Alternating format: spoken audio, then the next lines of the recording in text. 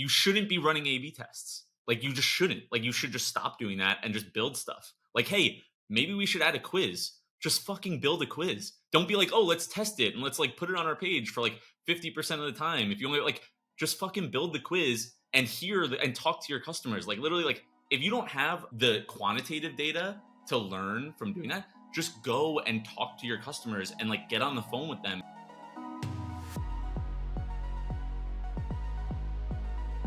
We're back, folks, with your favorite D2C podcast. I actually had to dip out of our event here in Austin a little bit early. Ash told me I'm not allowed to miss the podcast.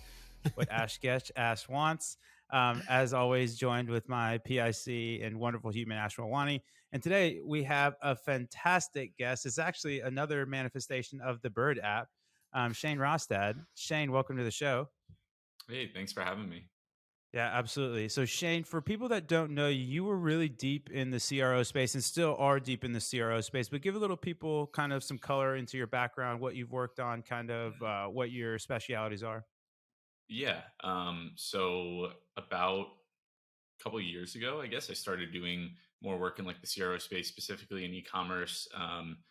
Before that, I was just doing a bunch of website design. I had a marketing background rather than like an art background, which a lot of people get into design from. So I was always thinking about like, and I liked business. So I was always thinking about like, how does this going to get better business results? So it just naturally led into thinking more about CRO. And then obviously, if you're helping people make more money, that's just a better space to be in. Like people actually care about their website in e-commerce and in SaaS, and e-commerce was just what I was into.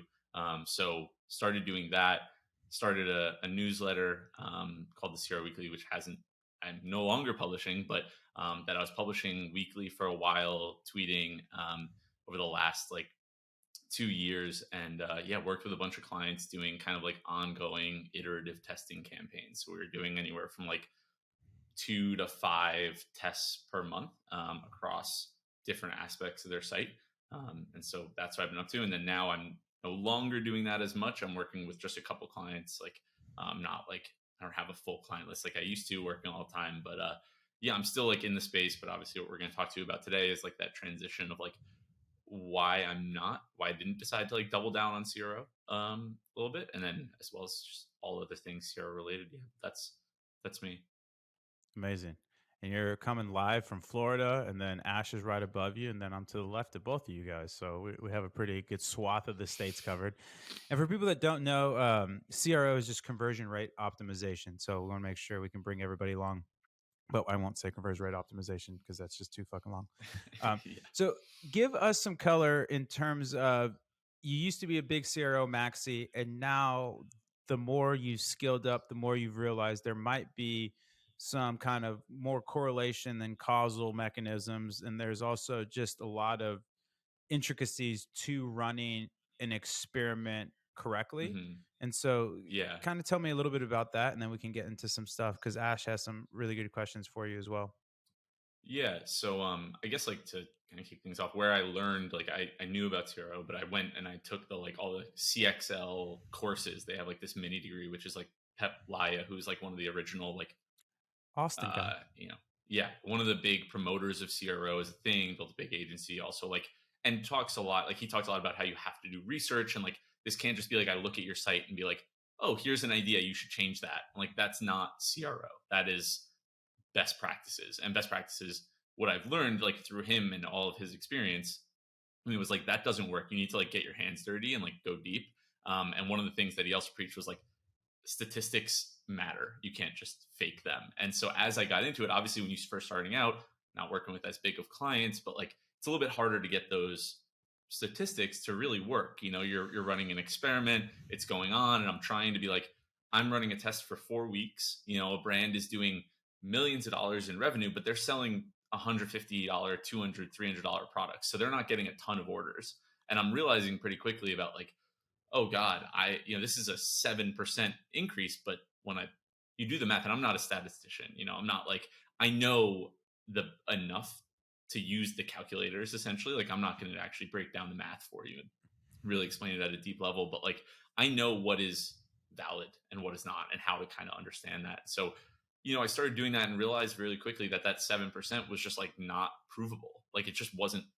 The more I tried to learn about it, and I found myself doing a lot of like really where it started to break down was the more clients I worked with, I found that I was doing more storytelling and less like Sure. real statistics. And I was more like, it's 7%, but we don't have the right like perfect numbers, but like we could assume based on blah blah blah, and like just kind of hand waving away the like important statistical concepts that say like you can't be confident in this. Like if we were in a lab, they'd be like, yeah, well, you better try something else because like there's no way like we can't be confident in this at all. But so yeah, I kind of went through that process and started realizing like, oh, this is really hard. And then I was working with bigger brands that were doing a lot more orders, and it was a little bit it was easier to get the statistics down, but it was just as hard to get good results. You know, like you're running, I'm a month of running 4 tests and like none of them work, and I'm like, do I know anything about design? Like, do I know anything about doing research? Like, I'm talking to customers, coming, like, I'm doing the work, and like things aren't working, and I know like that's just part of the process. I think is an important thing to note. CRO in general, like, it's not just like an instant win, but it's hard. That's the thing is that it's really hard to get results that are positive, and especially hard to get results that are positive and also real in a statistics sense. And so as I started doing that, I was working with clients and I just kind of started slowly being like, hey, to avoid this, well, I had other interests, and that's, we don't have to go all into like the topics of other things that I was just more interested in. But I kind of was like, this is really challenging and it's hard to sell this when I can't provide the like confidence that I need. If I have to story tell this much, it was harder for me to sell and really be like, you're going to get the ROI from this. Because then you do, I know it might be, I'll end after this, but you start doing the ROI math and you're like, okay, people are like, oh, if you're doing $1 million a year. If we improve it by 10%, your conversion rate, that's $100,000 next year that you're going to make. But then you start talking to brands, and like every brand is at like a 10% profit margin, if that. And it's like, okay, so they made 10 grand in profit over the course of the next year because of the work you did. And like, how much are you charging them? Like, you charge them, even if you charge them a couple grand a month, that's 5 months worth of work to get that. Like, all of a sudden they just spent all that money profit wise. And it's like, like, you're not getting them a real ROI, like when you actually break it down. So it was harder for me to like, I wanted it to be like a home run. Like, you're paying me, I don't want you to have to think about it. I want you to be like, yeah, this is amazing. I'm getting so much value. And so just it wasn't lining up as much, and was harder. And then I had other interests. That's kind of like the long path of from start to kind of where I've gotten to with CRO stuff. So totally tracking. A couple things there. So when, for example, if I do have a measurable lift in my ecosystem, is your issue that it wasn't the change that caused that lift? Or because that, like, for Yeah. example, like you can say, like you can objectively say, hey, this month we made 20% more after we hired you, Shane. And then you're Yes. saying that Okay. But even though it like, those yeah, yeah, yeah. experiments did not, does that make sense what I'm saying? So is it Yeah, like a yeah, no, no, correlation 100%. causation kind of It's issue or it's an attribution issue. It's the same thing as with like marketing spend. It's like, how are you actually attributing what's working? And it's really hard because it's like, think about in like the ad, this show's called ad spend. Think about with advertising. It's like you're spending money on Facebook, YouTube. Like, yeah, it's digital, so you should be able to track it. But it's like, we all know that Facebook is counting conversions that came from Snapchat or from YouTube, and like, sure. it's messy. And so when you start making changes on your site, like, okay, where did the lift in conversion come from? Was it because you finally removed the product that nobody likes off your site? So it kind of like removed that distraction? Or is it because you ran a 30% off deal? Like, oh, we also happen to this month, while we're looking at the stats, like we ran a free gift with purchase and that crushed it.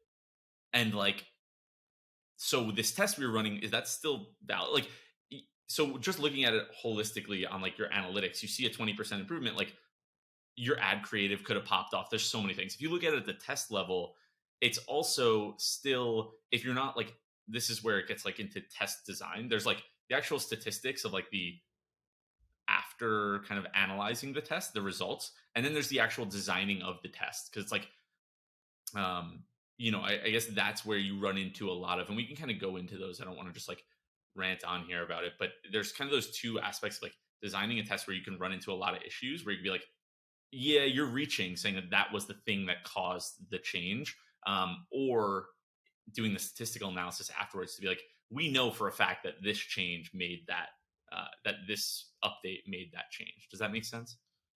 Yeah, so let me push back a little bit more, or not push back, but I want to be the CRO Hmm. Maxi to your Yeah, yeah, yeah. Go for it. CRO Bear, just for a fun Hmm. conversation, and then I want Ash you to kind of talk about, or when I toss it over to you, your experimentation path, because I think you actually do a really good job of trying to mitigate some of the things that Shane's touching on that are very valid. So the experiment design, I think, is huge. I think it's probably one of the biggest things. And when we say experiment design, we're saying you shouldn't just throw everybody to your homepage or whatever. There's fancy terms like confounding variables, right? Like there's just so many things that can start, to your point, Hmm. dissolve the credit, where it's just like who gets the credit. And so, for example, let me give you kind of a hypothetical, and then you kind of tear Hmm. it apart. Where I'm Ash, and I'm going to have a landing page that nobody else can find it Yeah. unless they go to this ad, and then I have an ad that I've been running that I know is successful. I don't change any of the copy. I don't change anything, and I only run it Hmm. on this one channel to start, to use another kind of fancy term, controls, right? So I put as many Yeah, yeah, yeah. controls in place as possible to make this experiment where I'm only changing one variable, right? And so if I Perfect. push all this to this landing page traffic, and then I get a baseline, and we can call that kind of what the status quo would be or what have you, and then I change something else, say a button color or the ordering of the page, or just one thing. Like I don't change the copy and the order color. I only change one thing to see, like, okay, what's the best ordering for people that I show this Facebook ad to? Yep. What would be wrong with using those results to then roll out to the broader website? So if there's, like, say Ash is Yep. converting at 5% on the main, or on his product pages or whatever, and then he has this landing page that is now converting like 7.5%.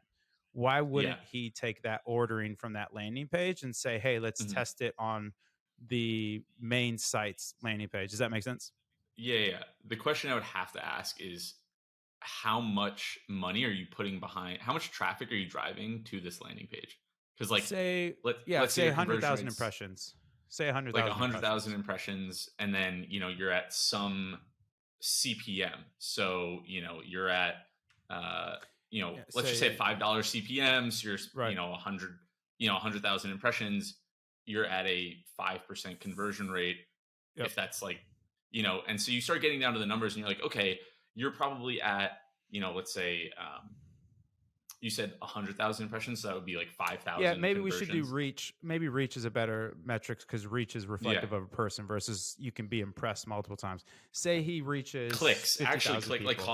cost per click, I think is probably better, like people that actually go to the website, like because you have to look at Yeah, yeah. cost per So clicks are yeah, more expensive than impressions, so it's like tracking. just I'm just saying this because like you might have to spend tens of thousands of dollars to get enough people to go to that landing page to get statistically valid results. You know what I mean? Like you To might need 1,000 conversions on each side, and probably more if your change like how. So let me just ask you a couple quick questions before getting into this. Like, Yep. what is the change in this test, in this hypothetical test? How big of an improvement is this change? Let's call it, we changed the ordering of the information Yeah. on the landing page, and so, like, we put, instead of ordering X, we're now trying Yep. ordering Y, And and what it is the delta causes in a conversion? Yeah. plus 2.5 points, so 2.5%. So the OG So page is getting a 5% conversion rate, and the new page is getting a 7.5. I can estimate just based on in the past, you would need at least 3 to 5,000 conversions on that landing page, maybe even on each side of the test. So there's A, the control, which is what you have currently, and then Sure. B is the variant. You would need probably 3,000 people to convert on A and 3,000 people to convert on B to know if that 2.5% is statistically valid. Like actually to know. And so if you say it's a 25% change, sure, you probably need like 800 on each side. You know what I mean? Like it just Yep. that's how the statistics actually break down. So it's like when you run that experiment, you're like, we're running traffic to this landing page. Are you really driving 6,000 purchases through that landing page, let's say in a single month? Luckily, like Obvi, I know sells a shitload of products and also has like not a super high AOV. So like that for a brand like Obvi, it might actually really work. If you sell a ton of products, like a ton of conversions, the numbers might actually make sense, and it might be great. But for a lot of brands, like getting five, like let's say it's a 5% change or 2.5%, like getting 5,000 conversions in the test, like on A and 2,500 A, 2,500 B, or 6,000 is really expensive. Like that's a very Sure. expensive test when you actually do the math. Like we're driving a lot of traffic. Like that might be your primary landing page anyway. But like if you were doing this as a test, you're like, hey, we want to test this new landing page and see the effectiveness of these two variations. Like let's spend, I don't know, you guys do the ad spend. I have no clue how much that would cost, but I assume it would be like pretty expensive to drive 5,000 conversions, right? Yeah, I mean, even if you say it's $10 a conversion, right? That's 50K right there. So Yeah. the I'm totally tracking what you're saying. I guess my biggest pushback is there's kind of two pathways, right? Is that either you never experiment or you can use directionality to extrapolate. I don't think that like, so this is again, like I had like I can argue both sides here. I'm happy to kind of do so because I've done it. Like I've done this and I have sold this the hey, we should do this anyway because you should just test things. But like the problem is that like when you actually look at the statistics, if you see like for example, you might have a statistically significant result which says there is a 95% chance that the change we made, and this isn't actually, this is a terrible definition, but I'm not a statistician, remember. So like there's a 95% chance that the change we made had an effect on the page. So that delta of conversion rate isn't chance. It is actually something that we did in the experiment. But the main metric that people miss is called statistical power, which is basically like the null hypothesis, the default hypothesis in a test is like this is all chance. Like any change is chance. That's the default hypothesis. And Sure. so when you accept the test as like this is right, this is a winning test, you are rejecting the null hypothesis. So you're saying this is not due to chance. And Right. in science, the standard is an 80% statistical power, which is basically an 80% chance that you did not do that incorrectly. You did not accidentally reject the null hypothesis when it was actually supposed to be accepted. So like you can have 95% statistical significance, and I'm not a statistician, so I can't explain to you the intricacies of like how that can happen, but you can get valid test results with only having like on a statistical significance basis with only having a 10% statistical power. And so what people get caught up in is that you have a 10% chance that you correctly assigned that the winner. There's a 90% chance that that's not a winner. Either it's null, it's flat, or it's actually a loser. There's a 90% chance. So if you're not getting that statistical power and the standards of science is 80%. And so yeah, you can run a test and be 60%, and like yeah, that's what you do. Like that's part of it. Like we're not curing cancer here, you know? Like you can Sure. interpret things. That's part of the job, and why you do it enough and you start to get a feel. But if you're way off, like if you're at 60% or 50%, you can interpret. Maybe if you're at 70, like you could be really confident, like, hey, we're almost at laboratory standards. But like a lot of people get into this like they're probably at like 20% statistical power. Like this test, like I said, the reason why you need 5,000 conversions is to get that statistical power. But the thing that comes up is that tests can run away from you. So you're running a test and you're at five, like you're at 3,000 conversions, and you're at a 10% convert, like increasing conversion rate. But the statistics say, hey, you should probably run this for another week to get enough conversions. If everything stays the same, a week from now, you'll have enough conversions where you'll be at 80% statistical power. But what happens is that over the course of the next week, the performance might go down. And now instead of 10%, it's a 7% improvement. And all of a sudden you don't have statistical significance anymore, or you're not even close to the 80% power. And so like you run it and then you're like, okay, we'll run it for another week. Cause that says the next week you look at it, and you're like, we need more conversions to prove a smaller change. And then it keeps kind of, most tests revert towards the mean. And so the longer you run it, the smaller that Sure. impact gets. And then the longer you have to keep running it. So you get into this like, you're not going to do that. You know what I mean? But then you're like just guessing. So that's where you get kind of caught, and you have to interpret things, but you have to trust the interpreter a lot, and that they know better, that they can like tell you what the statistics can't, which is like really hard to do. Like I do it all. I used to be fair. I would do it, and a lot of people do it, and I think it's a valid thing to do. I don't want to say it's like a you have to at a certain point if you're going to test, like, not like these tests are going to run away from you sometimes. You have to make a decision. You can't run them forever. You have a business to run. Like, you have other tests to run, but like it's really hard is what I'm saying. And like people, this is the thing that happens a lot where people just say they just end it when it's convenient. And they're like, oh, we got 95% statistical significance and we got a 5% lift with 500 conversions on each side. Like, it's been a week. Let's just end it. And then they're like, oh, that ordering change.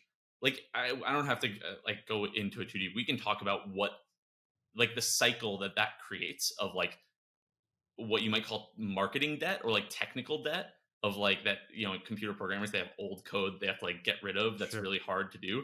You get this like CRO debt where you have these false beliefs about your site that pile up, and then it's really hard to go back and be like, let's just ignore all that and retest. But there's a lot there, so I know I just kind of like went on a little bit of a rant, but yeah, that's the issues that I was facing that I had a hard time justifying to clients essentially. No, I'm I tracking there. One more thing, yeah. or go ahead, Ash. You haven't talked, and it's like a million Yeah, minutes into the sorry. podcast. No, Sorry, go there's ahead. no, you're all good. No, I there's 100%. There's a lot to unpack there. Especially when we typically do a lot of like changes, which is around bigger changes than like kind of the Hmm. minute stuff. So for example, if we're split testing our homepage, it's completely different. It's not even Yeah, yeah, like yeah. moving sections around. It's like completely different. Like, do we just go like very product based, like just showcasing the Hmm. product, or is it like storytelling, right? Yep. So when it comes down to like you saying that you need like 5,000 conversions on each variant, I would imagine that's probably for like, are That's you for a saying that's for 2.5% all? change. Like, that's for a small change that only gets you 2.5%. If Yeah. it's So yeah. 25%, or like, that's the thing, you got to like swing for the fences, which, like, yeah, there are Yeah, ways to do it. exactly. Yeah, I agree. Like, Yeah. I'm totally with you. It's just that, like, a lot of people are not swinging for the fences when they need to, you know? Yeah. So, like, what See, you're that talking about makes is great. sense. Yeah. Yeah, that makes total sense to me because it's like there are certain ideologies where it's like, okay, make small changes and then have those stack up, right? Yeah. Because that makes sense. Like having 2.5% swings and having like 10 to 20 of them, right? But what you're Yeah. saying is that it needs to have a lot more conversions, Hmm. impressions, visitors, whatever it is to even confirm that 2.5. Is it even worth doing those and rather Yep. like making these bigger changes? Like, so for us, like I said, the homepage completely night and day difference, landing page completely night or day difference, whether it's like a completely different offer Yeah. entirely, Yeah. Yeah. right? So like this way, when you do get those bigger swings, like, so for example, say one landing page is like 5% conversion rate, versus you now get it to 8%, right? That's Yeah, like a pretty that's big yeah. difference. And I feel like you can at least tell over maybe 5,000 Yeah, yeah, visitors, yeah. right? Yeah, You know yeah. what I No, no. mean? Instead of I like, think this is a great. I don't want to. I don't mean to cut you off, but I think this is a great yeah, difference between having a hiring someone like a service to do CRO versus doing it internally. And you may have people like externally that help you, but it's when you do it internally, you don't have to fit. Like, I was just talking to someone about this. Is that the challenge with being a consultant is that you have to create a product, like you have to create a service offering, and like you have to fit CRO into a box that you can sell. And so the way I did it, and I was like, hey, we're gonna do like 2 to 4 tests per month, depending, and like that's what we're gonna do. And when you're doing 2 to 4 tests per month, like I can't rebuild your entire homepage twice. I can't rebuild your entire homepage and rebuild your entire product page every month. You know what I mean? Like, it just doesn't make sense. And so the incentives are like to do the incentive of a consultant doing CRO myself is to do smaller and smaller tests. Like, I was subject to that, and I had to like mentally try and convince myself to like not fall into that, because I'm like, oh, this is going to take me 5 minutes to like to build, and that's one of the tests that they're paying me for. So like, but it's sometimes that would just be lucky. It would be a big thing, but it would be easy to change. But most of the time, like, it's hard to justify doing a full homepage refresh within the construct of a service offering. Um, right. and that's where you get this like, so what you're saying is like basically just like there's that misincentive where you have to swing for the fences. Because I actually have the data here. Like, for example, on CXL, they have this A/B test calculator, so anybody listening can go and just play with numbers. It's called a pre-test analysis. So they have this, like, it's literally an A/B test calculator. It's probably the first thing that comes up when you Google it. But they have this pre-test analysis, so you can kind of like look into the future a bit. And if you're getting 20,000 visits a week with 200 conversions, so you're at a 2% convert. That's 1% conversion rate. Let's make that 2%. If you run the test for 1 week with that amount of traffic, your minimum detectable effect is 25%. So a 25% improvement is going from 2% to 2.5%, essentially. That's a 25% change, which is really hard. Like, honestly, it's very difficult. And if you go for 2 weeks, if you run it with that amount at like 40,000 visitors, you're looking at a 17.6% minimum detectable effect in order to get the confidence level of the statistical significance and the statistical power. So, like, exactly what you're saying, like, if you're the less traffic you have and the less time you want to run tests for, the bigger changes you have to make, because you're not going to get a 25% change by like moving things like you're talking about moving a section above one another. Like, maybe once in a blue moon, but like it's not reliable, you know? Can I interject a little bit and say, so to your point, we're not making medicine. Yeah. What is the, like, if I'm making more money with the changes, like, for example, if I have 1,000 people come to my site and I'm a small store and I like know that 1,000 people bought more on this landing page than that landing page, the thesis for you is that that's not enough to make that a winner. It's not statistically, but like I mean, if That's you have, what if that's you, I yeah, guess yeah, yeah, yeah. that's It's what I'm like, trying to it's get less at is like important. I Yeah, don't yeah, yeah. care about statistical No, no, no, significance it doesn't matter. because Yeah, yeah, yeah. I I think don't I care. I'm agree with making you. more money. Like who But you cares? Like I'm shouldn't not tell you. killing Yeah, people. yeah, yeah, yeah. You shouldn't tell people that you're doing.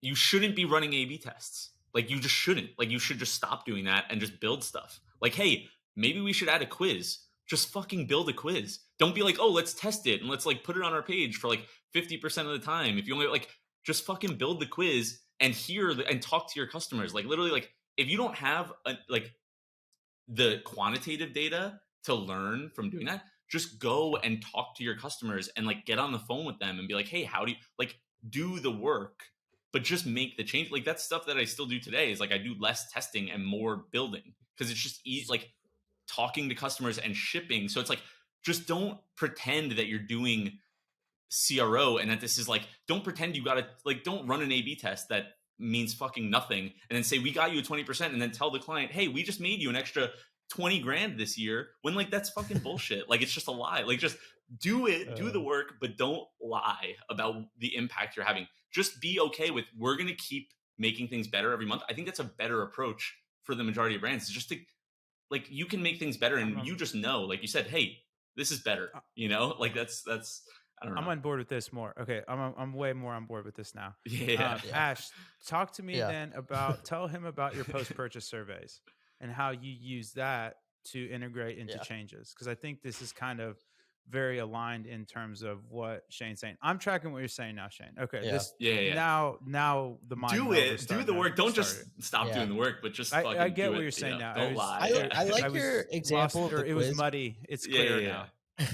I like your example of the quiz because like yeah. that was something that we did, right? Like I really wanted to add, because the biggest question, right, to Robert's point, like in our post-purchase service, it's like, how do I get started? Like, what's the information that I need? Blah blah blah. And Mm-hmm. even like pre-purchase, the questions are, which product is right for me, right? We have collagen, weight loss, immunity. Like, what am I supposed to use, right?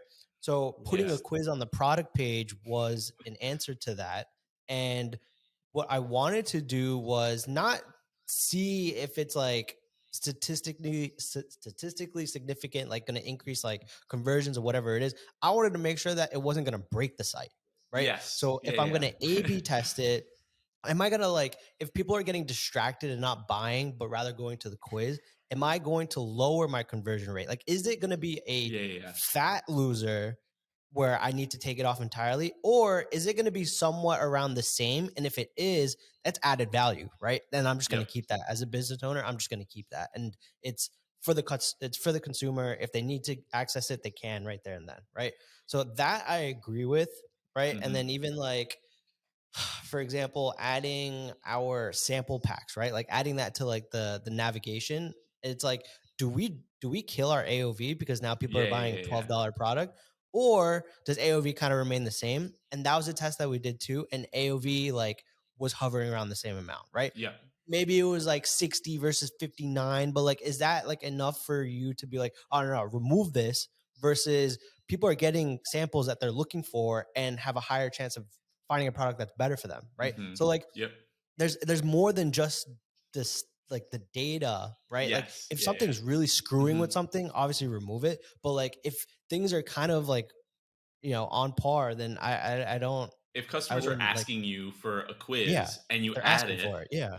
like, it's the right thing to do. Like, just build a quiz and add it, and like you Yeah. said, I think On the that's same all right. page. There's so much nuance here because, like you said, I when like even the like a client that I'm working with now, where we build stuff and like ship it, and sometimes test when it makes sense to. Like with the quiz, like perfect idea. If you're putting something on your product page that could just completely really hurt your conversions, run the test and just don't look for is this a valid result. Just look if like it's not destroying your conversions. Like if you're Yeah. down 10% and it's like steady, then like keep running the test and just like you may never get the statistically valid result, but you can be like, look, this isn't looking good. Maybe we should move it.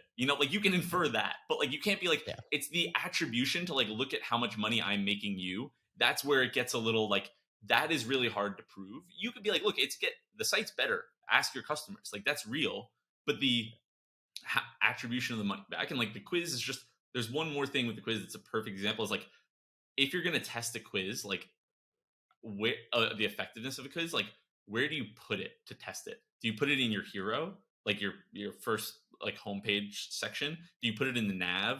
Do you put it like behind a drop down? Because like are you going to keep it like you could put it somewhere like your hero where it's easier to test, like it's just a homepage, it's just 50 like easier to test, but like you're not going to keep it there. So like if it works or doesn't work, like you're going to change that anyway. So like, why are you testing it there? And it's hard to like make the argument for like, hey, let's test a quiz. It's like, okay, yeah, let's spend hours coming up with questions for a quiz. Like you could come up with like the MVP, but then you're like, this is the whole test design thing where you get in a bad spot because you're like, hey, let's do an MVP quiz. And then you make some shitty quiz using like I know brands that use Typeform for their quizzes and they crush. So no offense to Typeform, but like you're like, let's just add 3 questions and it doesn't actually add any value and it distracts people. And then you ask for an email and then they leave your site. And it's like, oh, quizzes don't work. And then like, do they not work or did you just make a shitty quiz because you wanted to fit it into a test? Yeah. I So don't know. It's in like a in that It's a valid example, point. There's so many yeah. variables. It's hard, yeah. dude. That's the thing is like this is hard, and you need to like be like. There's a lot of value in having somebody who knows these things, like working with you, whether you're getting that percentage increase or not. But like, you just have to know kind of what you're getting. It's not just let's see number go up. I think that's my main gripe is that the current conversation is all about number go up, conversion rate go up, like or AOV go up. And it's like, it should be more like, what about reducing customer service increase? Like, what if customer service is down 25%? Is that not a ton of that? Like, there's so much you can do on your site that's beyond just like number go up. And Yeah. that requires a lot of hand waving and storytelling that like, there's a lot of value you can get out of doing that stuff. So that's just like, I don't know, that's what gets me worked up is that like hyper focus on that when there's more to it. So in that sense, your thesis is then just basically perpetual experimentation versus like A/B holdouts kind of thing. I recommend people, and like what I do with current clients is we don't test first. It's not this testing frame. It's hey, we're just gonna every month we're gonna ship new things. Like for example, Sure. one client I work with is named Only Curls. I've been working with them like forever, and we started doing tests, and then we got to a point where we just like there were some things they just wanted. They were like, do we have to? They were like getting like, do we have to test this? Like we know we want this, regardless of if it Sure. helps or hurts. We want it to. We want to have a progress bar in our cart. Like we like it, whether it really helps or hurts. Like, do we have to wait 4 weeks with like the 50-50 before just public, like, can we just publish it? And like, I was like, yeah, that's a good, like, why don't we just ship it? And then we started building more. And like, today they just launched like a bundle builder. Another thing that's just so hard to test. And, but also took like a few weeks of design and development time Sure. to get right. So it's like, you can't fit it in this framework. So like, it's harder to do, but my core thesis is like, just make the goal to improve the customer experience every month. And a lot of people like to assign metrics to that quantitatively and say like, oh, conversion rate is a measure of customer experience, but like oftentimes it's not. And so that's my approach, is just, hey, let's ship things and talk to customers and hear what they want, and build things that enable marketing campaigns. Like, hey, let's build a feature, like a little like free gift with purchase, like modal pop-up thing that like custom, rather than using an app that like sucks and slows down your site. So like, let's just build that. And we built like an add to cart little thing. Like, you could add, like, we have two products that you could add to your cart, and we don't use an app like Rebuy, because like it just didn't work. And so we just built it, and now it works. And like, we don't have to deal with all the limitations of not being able to like show this product but hide that product, and we can do it really custom, and it's like a much better UX. But we can't do that in like a testing environment. So that's my thesis, is just like build things. And if you want to test for actionable people that are smaller, like, make exactly what Ash was saying, make big changes. You can see, if you really want to run a test, make big changes and you could see big results, or you'll see no results. Like, that's the only way to get the statistically valid stuff. Or run tests when you're worried that it might negatively impact things, just to see, like, you could actually see, does this hurt or not? Not perfectly. We just talked about like, you're kind of interpreting a lot, but that's what you're doing. And then once you get to like 10,000 plus orders per month, yeah, you can do small changes and measure like 4% differences. You know what I mean? And like, that can go hand in hand. Then you could have people building and shipping bigger features and doing the smaller tests. But like, most brands are not at that 10,000 orders plus 20,000 orders per month. So it's like, that's the actual stuff. Is like, don't focus on like the number go up. Just make your site better, and like consistently ship and improve things, subjectively rather than going objectively. I know it's like I don't know. Some people are like, oh, well, how do you really know? And I don't know. Like, it's hard, but like, it's it's the honest approach. It's the more honest approach, in my opinion. It ain't much, but it's honest work. Uh, People get that meme. So question for you then, because I'm actually even more on board with you now, because I'd always preach this to people where if you have, if to your point, if you're doing $10,000 a month, like a 1% lift in conversion rates, you're not going to feel that. But if you're No. doing, $1 million a month, a 1 point or a million orders a month, excuse me, I meant orders, Hmm. a 1% conversion rate, you're going to feel that. Like, that's Yeah, substantial. yeah, Like, and so I totally agree with you there that as you get bigger, the optimizations become more important. And like, almost like a spectrum of building to optimization. And that's a core, like, positively correlated with your run rate or your order volume, excuse me. And yeah, so, like, the less order volume you need, you just need to be building and shipping. And then the more order volume you have, then it makes more sense to optimize, because not only do you get the yeah. quote unquote stat sig, blah, blah, blah, all the fancy stuff, but you feel Hmm. it. Like, Yeah, you yeah, actually will yeah, yeah. feel a 1 or 2 point bump where it's like a Yeah, big established business like that, like a 1% change or a 2% change in the conversion rate is going to be substantial. Like, it's yeah. real money. It's not Well, like, it's oh, we why, made 30 yeah, more dollars yeah, this yeah. month.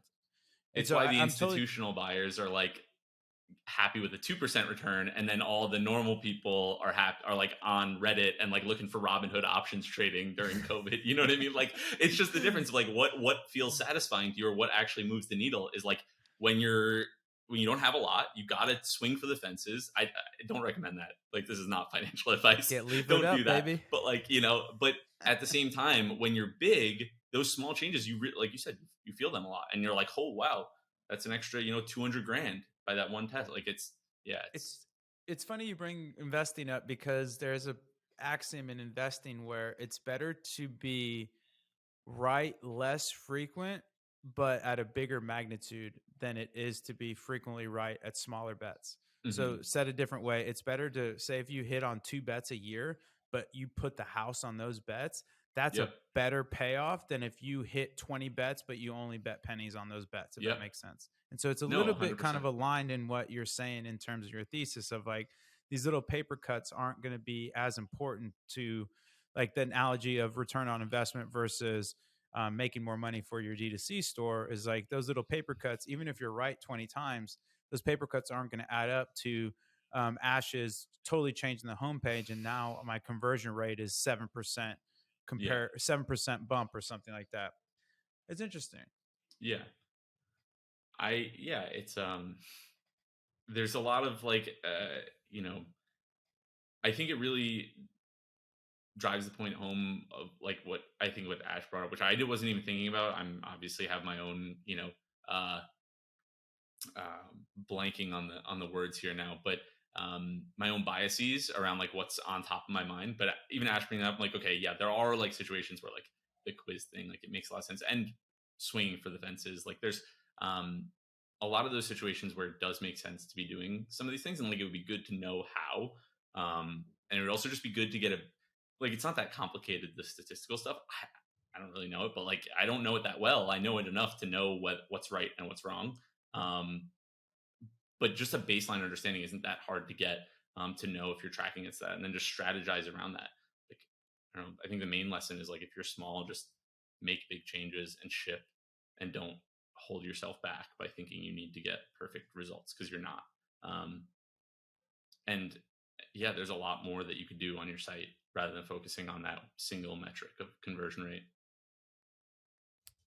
Interesting.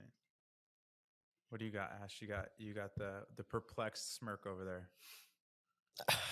I think this kind of just backs up more of this argument more than anything, but I think a lot of people also tend to look at it more black and white when things right now in terms of like quality of traffic isn't black and white. Um, Especially with like just volatility and quality, whether it's on Facebook or TikTok, running these tests and say you launch something, say you launch a split test, let's just call it the quiz, right?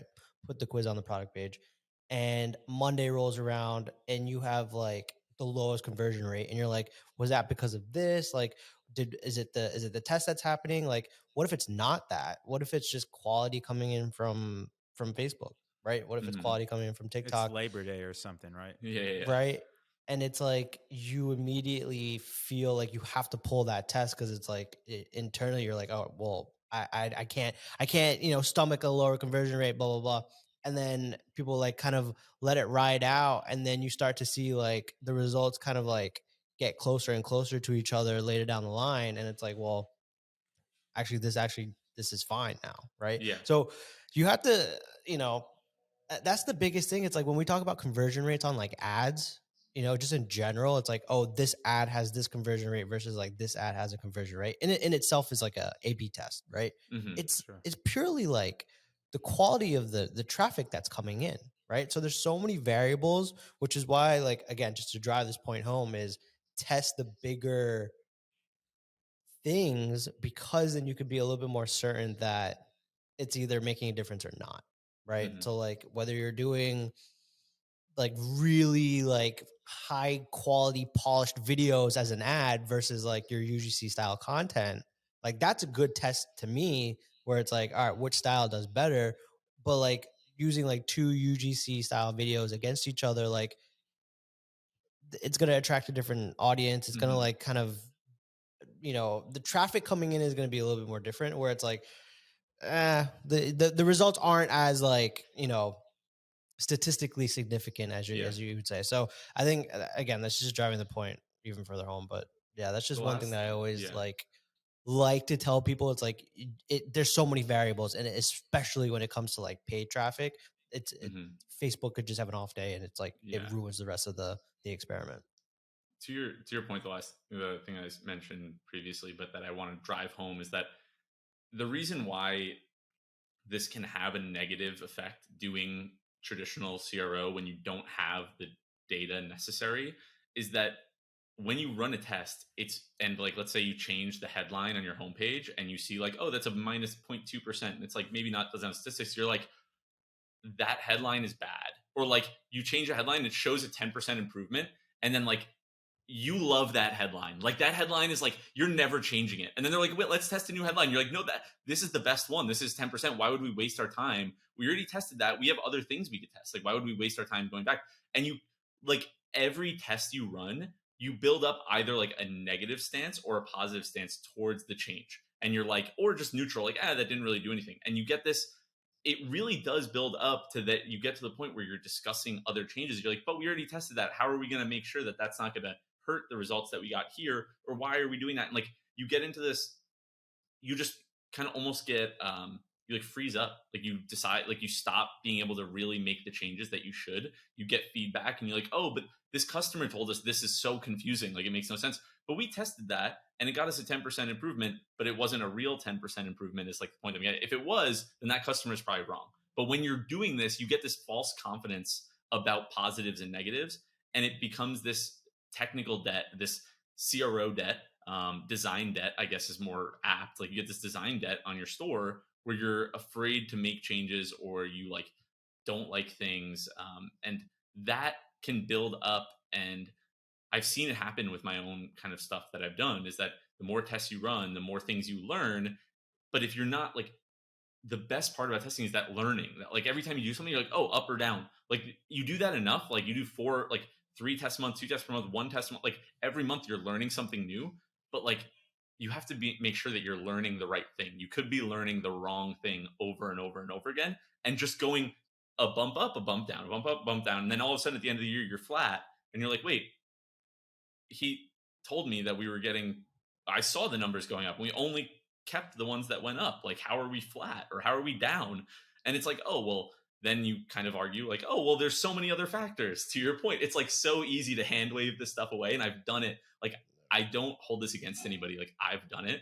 It's just more complicated. Like, there's so much you go on. And one thing that popped into my head is that 4 things you should test is focus on the big things like offers. Like, I think you should be testing on like on Facebook and on your site what you're actually offering people, like discount wise, promotion wise. Like, for example, one other client that I work with, they have like a subscription attachment to their product. It's like an IoT product.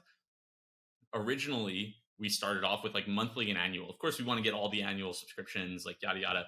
We were testing like, should we change the copy, do this? We were testing offer. They have a lot of traffic, and we were trying to see, like, trying to learn what works. This is really important. This was like a big investment. And all of a sudden, like this past weekend, we changed it. And we took away the annual offer entirely, which would have been better. But we were like, let's take that away. Let's do a month free. So their first month is free. And let's actually make it so that with like Shopify, it shows when they add it to their cart, it actually charges them $0. Like, let's do the technical work to make sure that everything actually applies correctly. And then let's give them a small discount on the device. So they're getting a small discount. They're getting their first month free. And let's see if we can get people in the door. And they sold like hundreds of units a day, when previously we were selling like, it was like scary, like 5 or 10. And they were like, oh my God, is this ever going to work? And then over the past weekend, everybody's like, holy shit, this works. Like, this is actually working. And like, none of that was statistically significant or valid. We were just testing it via like sending out emails, stuff, just getting a feel. Like you're saying, getting that feel, like that more intuitive approach. And then it was like, oh wait, we sold 200 yesterday, and every day before that you sold 10. There's no argument. You know what I mean? It's just because like you found it clicked finally. And I think a lot of brands are at that point where like it hasn't clicked. They're grinding. Their Facebook spend isn't working. It's like you have to find, like, just try things and you'll know. Like, you will know when it works, because if it's not working, it's really not working. And when it works, it'll probably be like that first moment when you run that ad that just really hits and you get that insane reduction. Like, you're like, oh my God, Facebook works. Like, there's a lot of brands that I've talked to that had that moment where they're like, everybody said Facebook works. They were lying, I swear. And then one day they're like, oh my God, Facebook works. They love Facebook ads and they just want to like invest more money into it. Like, because they had that one thing that finally they were like, oh, we figured it out. And a lot of brands don't get there, but like that is the moment that you should be looking for when you're smaller. And don't focus on the minutia too much. Because that's the moral of the story. Just test the things that really make an impact. And keep trying. Don't worry too much about the statistics. If you're small, just keep shipping. And if you're big, worry about the statistics and find somebody that knows what they're doing and does it right. And there are a lot of people out there that do it really, like, there are people, I'm not gonna like shout anybody out or call anybody out for not doing it right, but like there are people in the space that do it well and are at least really trying to get good results for people. And I think most people are, but like there are people who are just genuinely doing a great job at it. I don't want to shout anyone out because I don't want to not shout someone else out. But yeah, there are people doing great work for brands that are big enough to really do CRO well. Amazing. So moral of the story, give shit away for free. It works. plus one for Come on, offers. I've been sitting on that. I've been sitting on that. Yeah. It's amazing. Come No, on. it works. Yeah. No, I'm totally tracking with you there. All right, I have some user submitted questions, so you might have to take off your CRO bear hat and go back to pre-Shane because these are a bit CRO.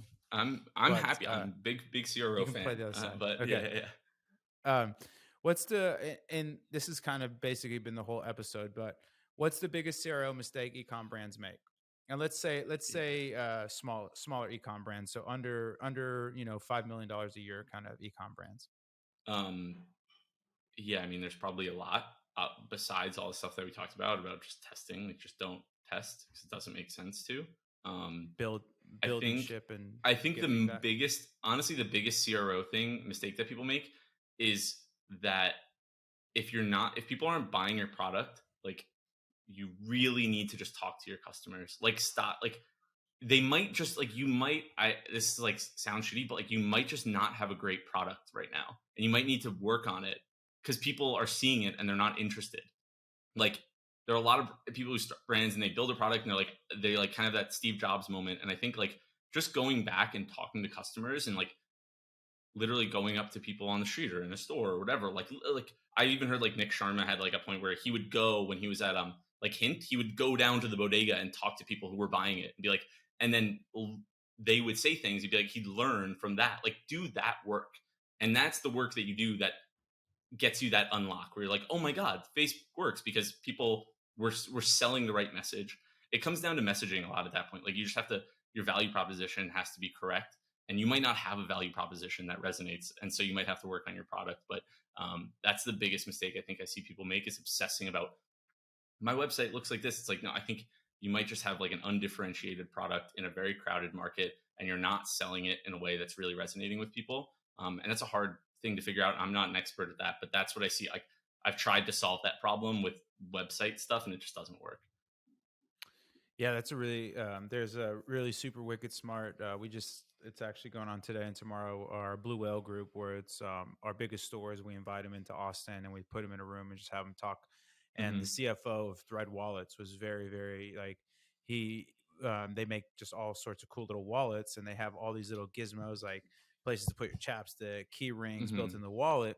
And he did the kind of the Sharma thing as well, where whenever people would go out, or he would see like at a table and stuff, and people, sometimes you take your wallet out and just kind of put it on the table so you're not sitting on it, and he would just pepper these people with questions and stuff like that. And that was, he said, one of the, to your point, biggest unlocks for them to get their product differentiation. So go talk to your customers, people.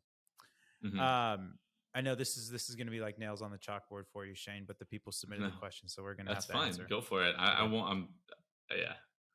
You're being a good sport. I love it. Yeah. What was the most surprising split test you've ran? This is an easy one, is that that same brand, Only Curls. This is a great example of why best practices, and looking at a site, you're probably wrong. If you just look at a site and you're like, you should change this, you probably don't know enough about their customers. And so that brand, Only Curls, we had just started working together.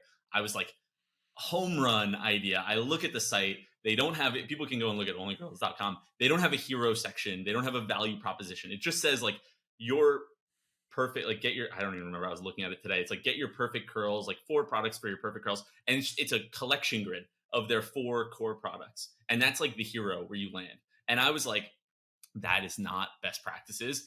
That I'm going to have easy win right off the bat. And I'm going to look so good. And I put together this, like, I did the customer research. I surveyed, I talked to customers, I found out like what they really care about, crafted a headline with an image that, like, it was about frizz, like, is the main thing that everybody cared about, like frizzy curls. And I was like, perfectly like before and after frizz versus not in the hero, and like having people go there. And like, it was so bad. Like, it literally was like a negative 10%. Like, right off the bat, I was like, this is probably like, I can let it run for a little bit, but I was like, fired. Guys, it was like 2 weeks in, and I was like, this is so embarrassing, but like, I think we have to stop this test. Like, it's 2 weeks. It hasn't gotten any better. It hasn't even gotten close to going back to normal. Like, we should get rid of it. And then it was a moment where I was like, oh, you have to like actually, like, this is where you really have to do the work. And why this is hard is that I was realizing like, oh, it was that first initial period where I like to get tests running. So I would just pick ideas, be like, let's just get these going and we'll continue to do more research. And so I didn't look into like the quantitative stuff as much yet. And like they have 50% of their customers are repeat because they don't do uh subscriptions. And so everybody comes back to buy. And so like people land on the homepage, they type in only curls, and their 4 products that they buy every time are right there, and they click add to cart, like it's right there, and like I removed that or I put it below the fold, and people are like, where are my products? And like that was a terrible idea. And what we did, again, this is the more like iterative thing, is I was like, okay, terrible idea to get rid of that. But they have like a starter pack. So I was like, let's just put a little banner that says like, are you new here? Because like most people are not. Like, are you new here? You should check out our starter pack. And it was just like a little banner that we had above across the top, and like did not push anything out of the way. And that test was a winner, and like actually improved things by like 7 or 8, 9%. We ran it for like 4 weeks, and it was like maybe a little bit of like at the end a little hand wavy, like it looks good kind of thing. But like it that was so surprising. I think I wrote a Twitter thread about it and like was super dramatic about how like dumb I was, because I really felt like I knew nothing. I was like, am I that bad? Like I just ran this test and I was so confident and it was so bad. And yeah, that's definitely the most surprising like change of events where I also learned a ton. I candidly, I did the same thing where I got a really amazing audit done of a site, got it all done up, blah blah blah, and the conversion rate tanked because the biggest spending returning people, like it's like getting a new bartender, right? Like who the fuck is Yep. this guy? I don't know you. Yeah, Like yeah, I'm gonna go to another bar, and so that's interesting. yeah. Oh, okay, this will be fun for you. What's a popular piece of CRO advice that's kind of BS? um Test everything. I don't Test have to go any everything. further. We've talked about it the whole podcast, but yeah, Amazing. test Just everything is listen. just Statistical significance. yeah, like statistical Stat significance. sig, It's son. yeah. Stat sig and test everything are often put in the same bucket. And I'd say that that's just, for most brands, that's terrible advice for all the things that we talked about in the past. Yeah. Build and talk to your customers, people. Yep. Just talk to your Top 3 customers. websites that you've ever seen. What are some of your favorite Um, websites that you think are put together really well? I mean, honestly, like I don't know how certain sites convert, because like That's fair. I've seen beautiful sites and they're not great, but like yeah, they don't convert great. I've seen terribly like over the top beautiful sites that are just obviously terrible experiences for buying products. But like Bite toothpaste, I think, is my favorite website. Beautiful site. It's because their co-founder, I'm blanking on his name because I haven't seen it in so long, but he's a designer, and I think his wife, who's the other co-founder, It's is the stunning. product. Yeah, and their site is amazing, and like that's a site where I go and I definitely like steal some ideas from around like how they do navigation and things like that. Like I love this trend. Maybe it's not really a trend, but of not using collection pages if you're that mid-size collection, like putting things in the navigation. So when people click like hover or open, like having that mega menu slash like you click shop and it's like here's our products rather than like here's a collection of them. They do a mix of both. I think they do it really well. And I know that they're constantly updating things. It's like sometimes it's a little bit too much going on, so it's like laggy, and I'm like, okay, you probably went over the top on this one, but like they're having fun with it, and I think that's like the most important thing, is that they like it. Clearly, is having fun with it, and I love that site. I don't know if I can.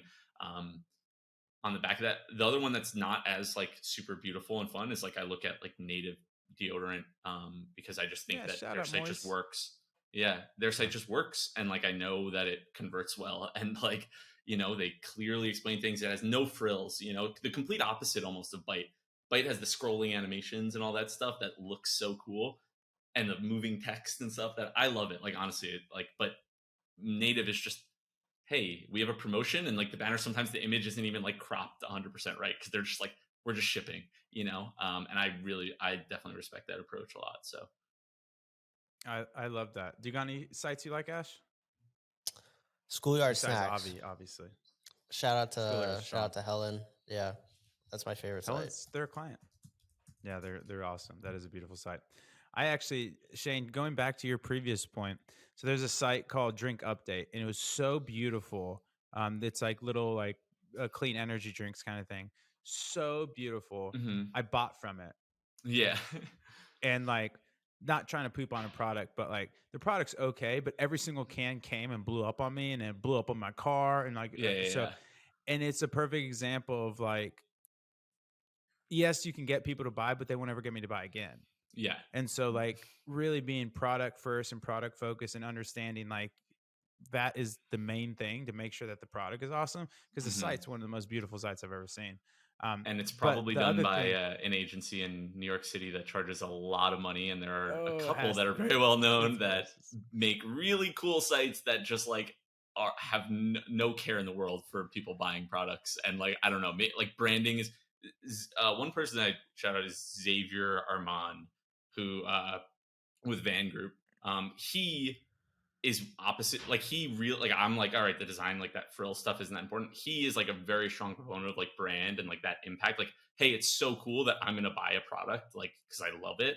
He's really a big proponent of that, but also has a nice mix of like it has to be usable. And there are a lot of agencies that just do one or the other, which I don't know. That's their thing.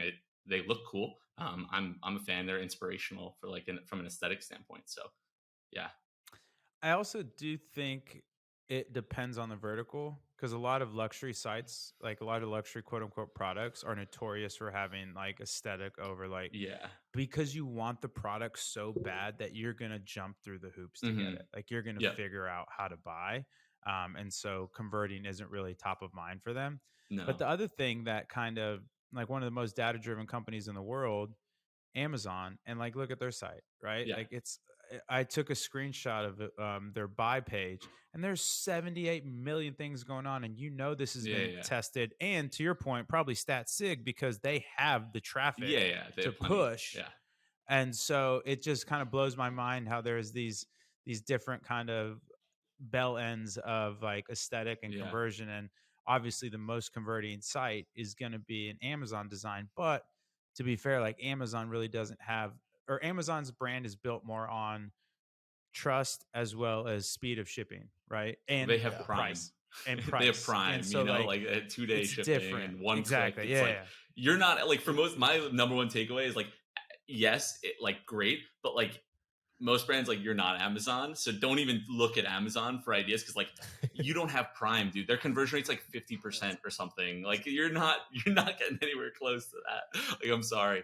There's so I many love things that are that. so It's funny. counterintuitive on there too. Yeah. Like, I know. It Well, because doesn't they make just any have so sense. much. It almost doesn't matter. They can't turn people away. I think is the thing. Like Yeah. no matter how like many buy buttons they have, like nobody's gonna yeah. be like, I'm not gonna buy this. So they're like, Yep.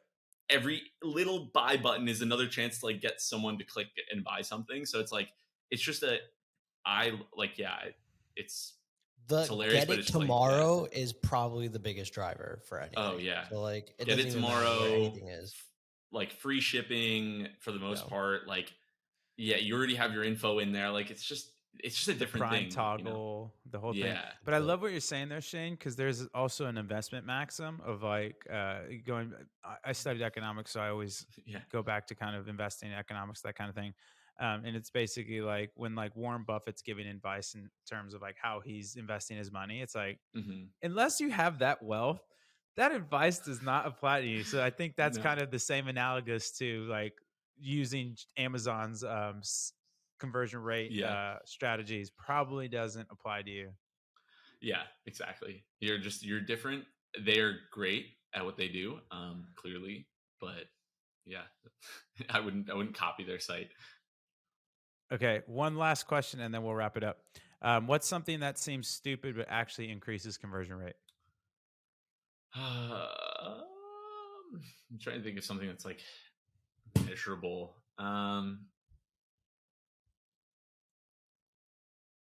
Let me think. Ash, I don't know if you have any thoughts while I think of an example or of an idea, but something that's stupid that actually increases conversion rate.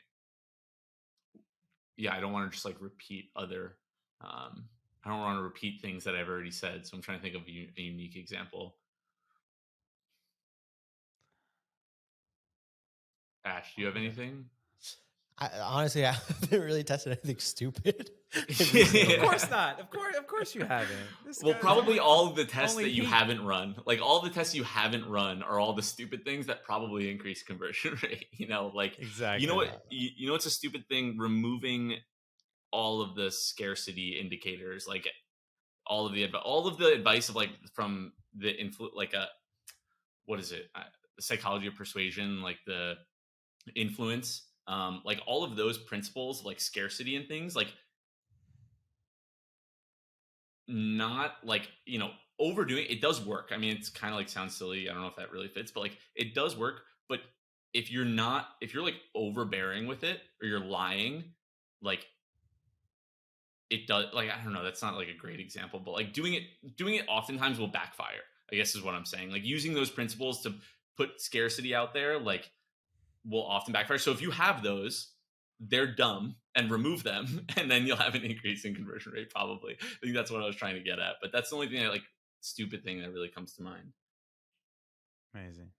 And easy there. Cialdini. He's one of my influences. Dope book. It's a Oh fantastic no, it's read. great. It's a great Read. marketing book, and I love it. I think it's just another one of those where people take it as gospel and then lie to their customers. And a lot of marketers on Twitter read influence and learn a lot. It's like me I actually have included. one. It's like I just thought of one.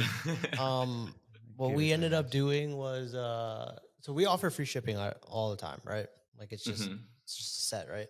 But on our gift bar in the cart, we say you've unlocked it after a certain amount. So it's like it's pushing AOV because they think they've unlocked something, but regardless if they didn't hit a threshold, you're still gonna get it. So like Mhm. I don't know if it's stupid, but like sneaky. But I mean, it Yeah. works, so we kept it. No, it's So related to that is actually I think it's like called like that brand Boom by who is it? Cindy Joseph. I forget who is the guy, blanking on his name, that runs the brand, well known in the space. But they do this thing where they like you buy one, it's actually not this brand. They have another brand, but you buy like a box of something and they just like add random shit to your cart for free. And they're like free stickers and free this. And like, I know like it definitely works. And like the cost of those little things, like it's like 20, it's like free Negligible. mystery sticker pack or whatever. And it's like probably 30 cents or whatever, but they add it in and it's just there after you hit add to cart and it's like free stuff. And it's like, get it. And like sometimes they might have the scarcity of like, get it before it's gone or whatever. But like, that's the kind of dumb stuff where you could like surprise people and just be like, hey, here's some free stuff. And if people are constantly coming back, you don't want to give them too much of the same free stuff. It'll probably wear down. But stuff like that can definitely work. And it's kind of dumb of just like random shit that you might find on Alibaba for like $1 or 10 cents or something. Amazing. Surprise and delight your customers. Go talk to your customers. Go build some more. Shane, how can the people find you? Are you taking clients? This time is yours, my friend. No. Well, they can find me on Twitter. It's at Shane Rostad, ShaneRostad. I'm not taking any clients on. I mean, if you really are looking for like, I don't want to like have a flood of DMs from people, but like if you're looking for who you should talk to, I can't give everybody like specific advice on their site or things, and I wouldn't because I don't have time to do that research. But like I can maybe help recommend a number of people that I've seen doing good things. I'm not gonna like I don't want to shout anyone out because I'm gonna forget someone, and then that's not gonna be a nice thing to do. And then what you can also do is you could definitely go to Mentor Pass and Rafa See has this a guy? profile I'm on getting Mentor some Pass, sneakers. and this guy's smart. I mean, Triple Whale is over 100 employees now, largely thanks to him. I mean, I'd go check out Mentor Pass and his profile, and maybe Ash too. I think he's on there, but like We'll some see. love We'll see how here. this Yeah, A/B test works out, if it's stat yeah, sig or not. And make sure to ask Shane what's the best A/B test in his DMs for his yeah, site, and he'll tell you yep. how to get statistical significance. Melwani, I think you set a record for least talk. This has I to be know your quietest this was good. episode. No, I feel Sorry. terrible Shane about came it. with some heat, man. I was just like absorbing this. I was ranting a bit. I told you I had to get things I need to get off my chest about this stuff that I Yeah. hadn't, because I kind of left Was it and I just cathartic? left people hanging. Yeah, definitely. I mean, I kind of left and I just stopped posting and stopped talking. And then I feel like I didn't ever talk about why or like, and then a lot of people started posting and I felt like I made a lot of those mistakes of over promising, under delivering, and I think it's important to just set the right expectations. So it's definitely felt like almost like me apologizing for all of the times I did it, and warning against people continuing to do it. But yeah, this was great. Amazing. And then if you do want to run an experiment and you drive by a vitamin shop, what should you do, Ash Milwani? I need you to go in there, pick up some Avi, take a picture Let's of go, it, kids. send it to me on Twitter. Hmm. But yeah, follow me at Asher Milani on Twitter. Mentor Pass Q4 is coming up, Black Friday, everything. Get your strategy in place. If you need some help there, we've already planned our whole Black Friday plan. So let me know. Find me on Twitter and Mentor Pass. Also, you and Ron got something cooking. Can we talk about that yet, or is that not? That's still on the low low. Yeah, he hit. I'm in a D2C fantasy. Are you in the fantasy league? You didn't No, come I'm in, not. did you? Nah, I'm not. I'm Oh, not big on that stuff. But me there's neither. some. Yeah, But there's I some. just There is. I'll drop a little some. But okay. um, Ron and I are probably gonna be dropping some new stuff. Whether it be a new pod, maybe in a Oh newsletter. no! Are you gonna say the name yet, or Ooh. no? The branding and the name's fantastic, but Yeah. No, you're doing it's. I'm gonna you're drop it holding on close to the Twitter. chest. Okay, Yeah, I'm okay. gonna No drop it on breaking Twitter. news here. But This yeah, guy's too big for the podcast now. He's gonna break his news on his own new podcast. Yeah, yeah, yeah, Unbelievable. He's fucking exactly, guy. right. This He's like, fucking doesn't guy. want to give you the break. He doesn't want to give you the story. Right? He's like, oh, yeah. Unbelievable. I wanna maybe He maybe needs next the week. Twitter clout. Maybe next week. Maybe next week. Maybe next All week. right. Well, it looks awesome. Ron dropped a little screeny in the DDC fantasy chat, Yeah. and it looks cool. So I'm excited for you guys. All right, folks. I hope this episode is helpful. By no means, Shane is not saying don't test, but I do think he's really onto something in the sense of at a certain scale, it makes way more sense. Talk to your customers, build, and just can you create more value for your customers? That's going to be what your success is rooted in, and don't get caught up in moving decimals here or there. Um, Try to put commas in the account. Don't worry about that 0.5% lift. Yep. And amazing. If you do want to get more involved at Triple Whale, it is triplewhale.com. We're on the Bird app at Triple Whale. And then we have a wonderful newsletter that goes out every Tuesday, Thursday called Whale Mail. You subscribe right on our website at triplewhale.com/whale mail. And then if you enjoy this podcast, be sure to share it with your friends. Subscribe on our YouTube channel. We put the videos if you want to see our beautiful faces, or if you just want to listen to that sweet nectar in your ear, that is also available at any podcast catcher. Melwani, it's always a pleasure. When am I going to get you, Austin? It's cooling down, man. It's cooling down. When are you going to get out Soon. here? I think we said January. Oh yeah, No. Whaley's. Wait, no, Whaley's you are gotta come coming to out. New York, man. Some I'll be crazy out shit there. I coming think. down. Hey, are Yeah, you in Ash? Are you in New York City? New Jersey, yeah. Okay, I'm gonna be in the city pretty soon, so maybe I'll hit you up and we can hang out. Amazing. We're having the Yes, you Parker launch party September 29th. oh, let's I'm go, not sure kids. when. I'll check when I'm there, but yeah, we'll figure something Powerful out. Parker. Contract that cash conversion cycle. Let's go. And they're not even paying us for ads yet. Sponsor this, Parker. Let's go. That's all we got, folks. Thanks so much, Shane. Thanks for the time. Enjoy Florida. Let me know when you make it to Austin. Melwani, we'll get you out sooner than later. And then I'll let you know when I get out to the East Coast. I think I'm actually coming out for something. I can't remember. There's a bunch of cool stuff going on that I think I'm speaking out there or something. Who knows? Yes. Anyways, folks, we love all of you. Thanks so much for listening. And that's another ad spin in the books. See you later, everybody.